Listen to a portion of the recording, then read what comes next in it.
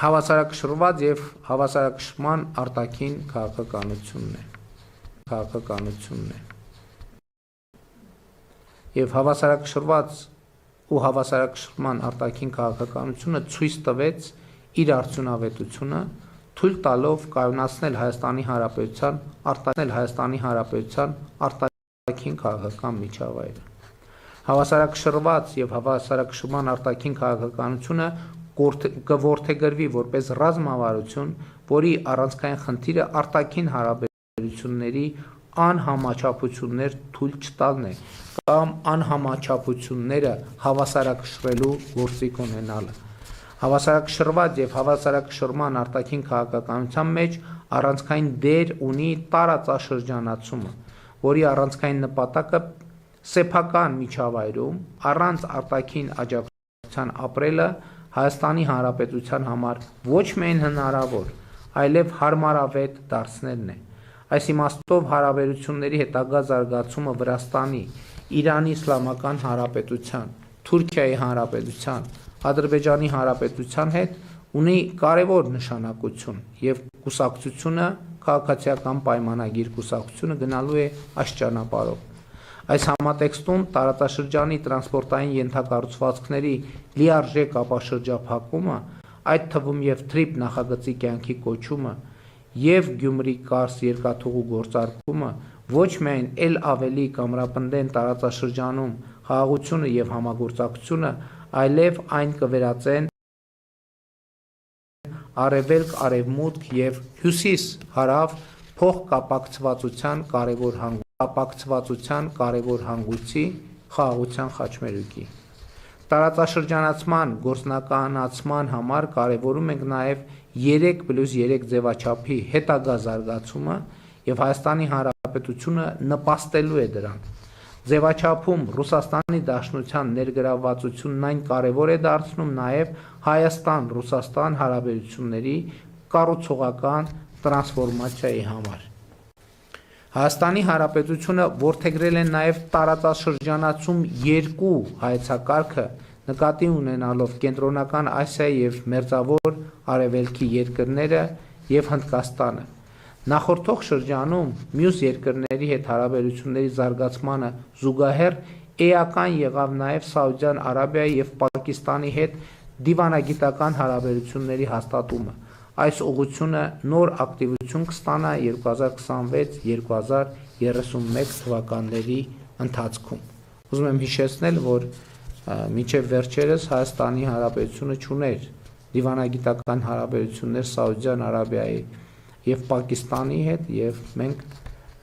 հաստատեցինք դիվանագիտական հարաբերություններ եւ ըստ այդմ նախընտրական ծրագրի այս կետը արձանագրում է նախ հավասարակշռված եւ հավասարակշռման արտաքին քաղաքականության արդյունավետություն եւ պետք է արձանագրել, որ խաղաղությունը մեծ հաշվով մեկնարկել է հավասարակշռված եւ հավասարակշռման արտաքին քաղաքականության հայեցակարգը որդեգրելու պահից։ Երբ որ մենք այլ դիտանկյունից ենք նայել մեզ, մեր տարածաշրջանին եւ աշխարհին եւ այլ դիտանկյունից նայելը բերել է կոնկրետ արդյունքների։ Այստեղ է որ շատ կարեւոր է, ես նախորդ օրը ազգային ժողովում էլ խոսեցի, օրինակ քաղաքական ընդդիմության որոշ ներկայացուցիչներ շատ հաճախ մեզ եւ կոնկրետ ինձ մեղադրում են ադրբեջանամետ եւ թրքամետ լինելու մեջ։ Իսկ ինչա տեղի ունեցել եւ տեղի ունենում իրականում։ Իրականում տեղի ունենում հետեւյալը, որ Ադրբեջանի եւ Թուրքիայի հետ հարաբերություններում մենք միշտ գործել ենք երրորդ երկրների միջոցով։ Այսինքն մեր ասելիքները եւ մեր օրակարգերը 90 եւ ավելի տոկոսով քննարկել ենք երրորդ երկրների միջոցով։ Եվ ինչ ենք արձանագրել։ Մենք արձանագրել ենք մի շատ պարզ բան, որը ունի օբյեկտիվ եւ սուբյեկտիվ հիմքեր։ Երբ որ դու երրորդ անձի միջոցով ես շփվում որևէ մեկի հետ դու չես կարող երբեք համոզված լինել, որ քո ուղերձները երրորդ անձը հասցեատիրոջը ճիշտ է փոխանցում եւ նրա ուղերձները փոխանցելիս նույնպես ճշգրիտ է գործում, որովհետեւ երրորդ անձը կարող է ունենալ իր պատկերացումները, իր շահերը, իր ընկալումները։ Եվ մենք երբեք չգիտենք, որոնք են երրորդ անձի եւ երրորդ անձանց շահագրգռությունները։ Եվ միջ այլոց սա է եղել նաեւ պատճառը, որ երկար տարիներ, տասնամյակներով մեր տարածաշրջանում խաղաղություն չի հաստատվել։ Եվ մենք փոխել ենք մեր դիրքորոշումը։ Մենք ասել ենք, եթե մենք Թուրքիայի եւ Ադրբեջանի հետ խոսելու բան ունենք, իսկ մենք ունենք ակնհայտորեն, ինչու չպիտի խոսենք, որովհետև սա է միակ երաշխիքը, որ մենք վստահ կլինենք, որ մեր ուղերձը ճիշտ է հասել տեղ եւ վստահ կլինենք, որ պատասխանը ճիշտ ենք, ճիշտ պատասխան ենք ստանում, այսինքն ճշգրիտ լավ վատ այդ երկրորդ հարցն է, բայց որ հաղորդակցության մեջ դեֆորմացիաներ չլինեն։ Ես ձեզ ուզում եմ հավաստիացնել, որ դեֆորմացիաները միշտ են լինում, երբ որ հաղորդակցությունը երրորդ անձանց միջոցով է, ընդ որում երբեմն կամա դիտավորյալ, երբեմն էլ ակամա, որովհետև կան նյուանսներ, նրբություններ, այդ թվում տարածաշրջանի վերաբերվող մենթալիտետային, ընկալումային, որ հեռավոր երկրները կարող են այդ նյուանսները չարձանագրել, իսկ այս իրավիճակներում, երբ որ տասնամյակների եւ երբեմն նույնիսկ դարավոր կոնֆլիկտներ կան, ամեն նրբությունը կարող է լինել էական, եւ մենք խաղաղության հասել ենք հենց այս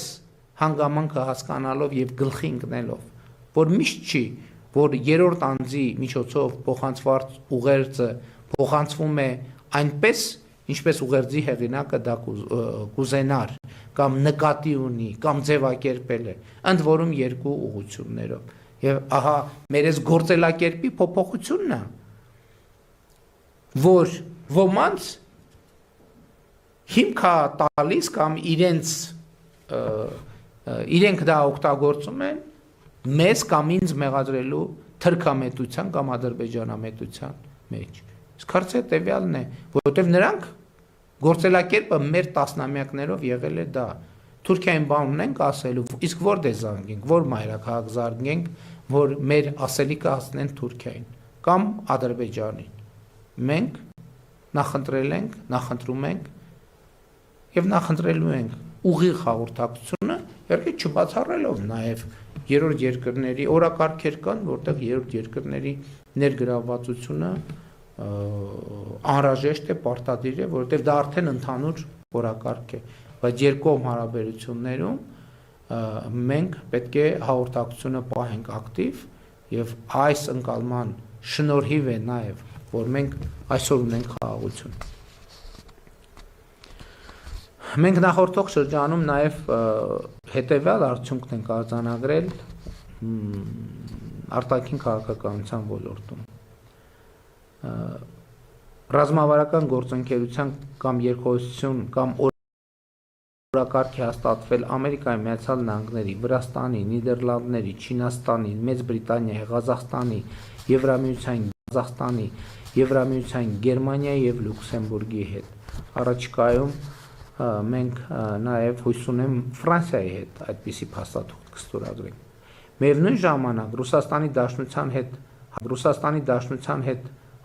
հարաբերությունները գտնվում են կառուցողական տրանսֆորմացիայի փուլում։ Հայաստանը զարգացնելու է փոխշահավետ կառուցողական հարաբերություններ Ռուսաստանի Դաշնության հետ։ Ես էլի ասում եմ, Ռուսաստանի Դաշնության հետ մեր հարաբերությունները դժվար է գերագնահատել այդ հարաբերությունների նշանակությունը։ Եվ ուզում եմ նաև բարձրաբանել, ինչ նկատի ունեմ կառուցողական տրանսֆորմացիա ասելով։ Ըստ էության Ռուսաստանի հետ մեր հարաբերությունները ամբողջությամբ կառուցվել են Ղարաբաղյան շարժման պայմաններում։ Հիմա երբ Ղարաբաղյան շարժումը չենք շարունակում Հիմա երբ խաղաղություն է հաստատված, երբ կոնֆլիկտը կարգավորված է, բնականաբար հարաբերությունները պետք է հարմարեցվեն, զարգանան այդ նոր տրամաբանությամբ։ Ուրիշ պարզ բան ասեմ, նախկինում կոնֆլիկտի պայմաններում մենք Ռուսաստանի հետ երկաթուղային հաղորդակցություն երբեք չենք ունեցել։ Հիմա ունենք երկաթուղային հաղորդակցություն։ Դա ազդեցություն ունենալու է մեր հարաբերությունների վրա, միանշանակ։ Այդ ազդեցությունը լինելու է կառուցողական, միանշանակ։ Եվ հենց այս տրամաբանությամբ մենք շարունակելու մեր ճանապարհը եւ Ռուսաստանի հետ մեր հարաբերություններում պրոբլեմներ ստեղծելու բոլոր փորձերը, ընդ որում հայաստանյան շատ ուժեր ուզում են հրահրել եւ սադրել ճգնաժամեր մեր հարաբերություններում, մենք նման բան թույլ չենք տալու եւ մեր բոլոր ջանքերը դնելու ենք Ռուսաստանի հետ մեր կառուցողական հարաբերությունների հետագա զարգացման վրա։ Նրբությունն այն է, որ դա պետք է տեղի ունենա հավասարակշռված եւ հավասարակշռման արտաքին քաղաքականության բանաձևերի շրջանակում։ Այստեղ մի կարևոր նրբություն կա, որ մենք պետք է անցնենք։ Հավասարակշռված եւ հավասարակշռման արտաքին քաղաքականությունը պատկերացնելու համար պետք է պատկերացնել, եկեք պատկերացնենք այն բաներ կան, չէ՞, նժարով քշերքներ կան, որ ունենում են երկու նժար։ Հավասարակշռված եւ հավասարակշռման արտաքին քաղաքականությունը պատկերացնելու համար եք պատկերացնենք առանցք, որը մեր պետությունն է, եւ առանցքի շուրջ կան բազմաթիվ նժարներ, որոնք տարբեր երկրների հետ մեր հարաբերություններն են։ Եվ այդ նժարները այսպես այդ առանցքի վրա են։ Եթե այդ հարաբերություններում որևէ նժար լինի անհամաչափ ծանր, դա պրոբլեմներ կստեղծի երկրի համար, Հայաստանի Հանրապետության համար։ Հավասարակշռված եւ հավասարակշռման արտաքին քաղաքականության նպատակն է, որ այդ բազմանժար կշերքը հավասարակշռություն պահի։ Դա չի նշանակում, որ բոլորի հետ հարաբերությունները պետքա լինեն, այսինքն մենք այդտեղ իդեալական հավասարակշռություն չենք պատկերացնում եւ ընդհակառակ այլ բան ենք պատկերացնում, երբ որ մենք տեսնում ենք, որ մի ուղղությամբ հարաբերությունները անհամաչափ մեծ կշիռ են ստանում, մենք այլ հարաբերություն զարգացնելու միջոցով հավասարակշռությունը վերականգնում ենք ոչ իդեալական։ Նկատի ունեմ բոլոր երկրների հետ հարաբերությունները նույն մակարդակի վրա պետքա չլինեն, բայց պետք է հարաբերությունները հավասարակշռվեն այնպես, որ ընդհանուր առմամբ կշռակարը կշերքը եւ նժարները լինեն հավասարակշռության վիճակում եւ շուրջ չգան, պատկերավոր ասած, երկրի գլխին, եթե այսպես շատ խոսակցական ասենք։ Սա է հավասարակշռված եւ հավասարակշռման արտաքին քաղաքականությունը։ Կարճ ասած, եթե շատ ուղիղ ասեմ, մենք չպետք է ունենանք այնպիսի հարաբերություններ, որի նժարում դրված է մեր հարաբերությունների ենթադրենք 60-70%-ը, էլ չեմ ասում 80-90%-ը։ Մենք պետք է այդ հարաբերությունները բաշխենք, միտեղ պետք է լինի 5%, միտեղ 7%, միտեղ 2%, միտեղ 1%, միտեղ 8% եւ այլն, եւ այդ նժարները որոշակի հավասարակշռության վիճակում պետք է լինեն։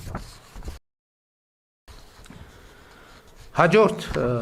ենթավեռնագիրը մեր նախընտրական ծրագրի Հայաստանի Հանրապետություն Եվրոպական միություն հարաբերությունների մասին է։ 2023 թվականից Հայաստանում գործող ԵՄ քաղաքացիական առաքելությունը իր նպաստը բերեց մեր երկրի կայունության արևելյան սահմանների երկայնքով։ 2024 թվականին ընդունվել եւ կենսագործվում է Հայաստանին աջակցող ԵՄ դիմակայունություն եւ աճ ծրագիրը։ ԵՄ անդամ պետությունները կոնսենսուսային որոշմամբ Հայաստանին աջակցություն տրամադրել տրամադրեցին եվրոպական խաղաղության գործիքի ներքո։ 2025 թվականին ընդունվեց Եվրոպական միությանը Հայաստանի Հանրապետության անդամակցելու գործընթացի մեկնարկի մասին օրենքը։ Մեկնարկեց Հայաստան Եվրամիություն մուտքի արտոնագրերի ազատականացման երկխոսությունը, Հայաստանին փոխանցվեց այդ ուղղությամբ գործողությունների ծրագիրը։ Մեկնարկեցին Հայաստան Եվրոպական միություն անվտանգության եւ պաշտպանության վերաբերյալ խորհրդակցությունները։ Նույն թվականին ստորագրվեց Հայաստան ԵՄ գործընկերության ռազմավարական օրակարգը։ 2018 թվականից ուժի մեջ է Հայաստան Եվրոպական միություն համապարփակ եւ ընդլայնված գործընկերության համաձայնագիրը։ Հայաստանի Հանրապետությունը շարունակելու է Եվրոպական միությանն անդամագրվելու չափանիշներին համապատասխանելու համար անհրաժեշտ բարեփոխումների իրականացումը միջև այդ չափանիշներին լիարժեք համապատասխանելը։ Երբ Հայաստանը կհամապատասխանի Եվրամիության չափանիշներին, ԵՄ-ին անդամագրվելը կդառնա քաղաքական որոշման հարց եւ կախված կլինի նրանից, թե արդյոք Եվրամիությունը պատրաստ է ընդունել Հայաստանին։ Եթե այո, Հայաստանի Հանրապետությունը կդիմի Եվրոպական միության լիարժեք անդամ դառնալու համար։ Եթե ոչ, վերը նշված բարեփոխումների իրականացումը ռազմավարական ձեռքբերում կլինի Հայաստանի Հանրապետության համար, որովհետև Հայաստանի Հանրապետությունը դարձած կլինի եվրոպական չափանիշներին լիարժեք համապատասխանող երկիր։ Սա մի խոսույթ է, որի վերաբերյալ բազմիցս խոսել ենք եւ ես ավելի մանրամասն չեմ անդրադառնա, որովհետև ըստ էության տեքստի մեջ ամեն ինչ ասվեց եւ մենք բազմիցս դրա մասին խոսել ենք, թե ինչ նպատակներ ենք հետապնդում Եվրոպական միության հետ կապված մեր օրակարգերում։ Հաջորդ կետը վերաբերվում է Հայաստանի Հանրապետություն Եվրասիական տնտեսական միություն հարաբերություններին։ Եվ մենք արձանագրում ենք, որ հնարավոր չէ միաժամանակ լինել թե Եվրասիական տնտեսական միության անդամ, թե Եվրոպական միության անդամ։ Բայց քանի դեռ Եվրոպական միության հետ մոտարկման անդամակցության չափանիշներին համապատասխանելուն ուղղված բարեփոխումները համատեղելի են, այսինքն ԵՄ-ի եւ Եվրասիական տնտեսական միության հետ մեր հարաբերությունների զարգացման օրակարգերը քանի դեռ համատեղելի են, Հայաստանի Հանրապետությունը կշարունակի մնալ ԵԱՏՄ անդամ եւ կզարգացնի առևտրատնտեսական հարաբերությունները նրա անդամ երկրների հետ։ Այս էլ է խոսույթ, որի մասին բազմիցս խոսել ենք։ Մենք գիտենք, որ համատեղելի չէ ԵԱՏՄ եւ Եվրոպական միությունը, բայց քանի դեռ մեր օրակարգերը համատեղելի են, մենք ընտրություն չենք կատարի։ Երբ որ կգա այն կետը, երբ որ պետք կլինի ընտրել, իսկ որ համատեղելիության մի տարածք կա, ակնհայտ է։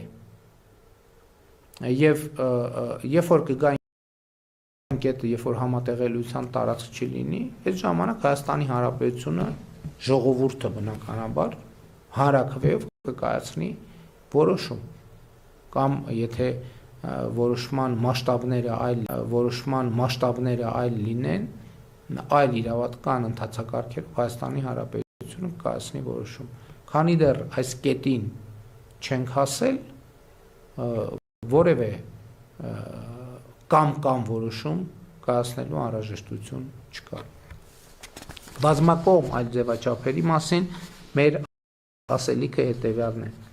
Բազմակողմ ձևաչափերում Հայաստանի Հանրապետության ներգրավվածությունը կարևոր է հավասարակշռված եւ հավասարակշռման արտաքին քաղաքականությունը առավել արդյունավետ դարձնելու համար։ ՄԱԿ-ում եւ նրա մասնագիտացված առանձին մարմիններում ԵԽ-ում, ԵԱՀԿ-ում, ԱՊՀ-ում, ֆրանկոֆոնիայի միջազգային կազմակերպությունում, եվրոպական քաղաքական համայնքում Հայաստանի Հանրապետությունը կշարունակի մնալ ակտիվ անդամ։ Հայաստանի Հանրապետությունը դարձավ նաև ԱՄՆ նախագահ Դոնալդ